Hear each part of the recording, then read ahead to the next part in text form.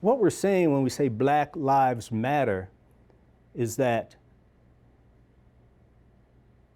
Black lives matter just as much as white lives.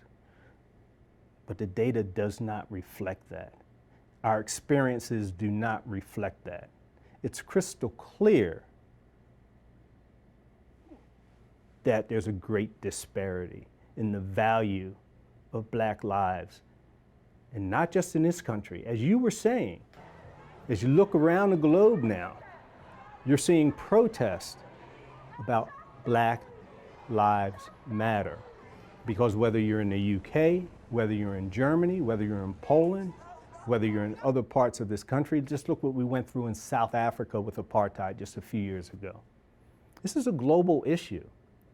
And we've gotten to a point now where action needs to occur. And it's everyone's responsibility to close that gap. Can you go a little deeper? Because during the drug war, a war on drugs, it became a war on the Black community.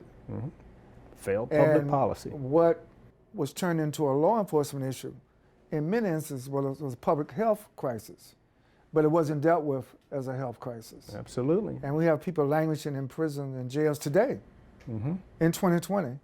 So you just took me into this place of where I was leading to, a public policy, right?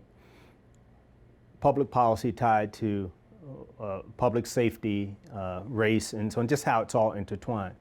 Many people don't know the history of the drug war in this country. They don't know that a gentleman by the name of Harry Slinger, who was what we consider our country's first drug czar, and his mission coming out of alcohol prohibition, which was a failed attempt to prohibit the use of a drug, alcohol.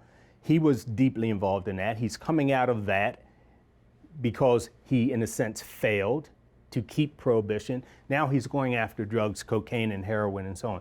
And one of his strategies in dealing with that is the vilification of people of color, Blacks and Mexicans, associating, marijuana with Mexicans, Blacks with cocaine, jazz musicians with heroin.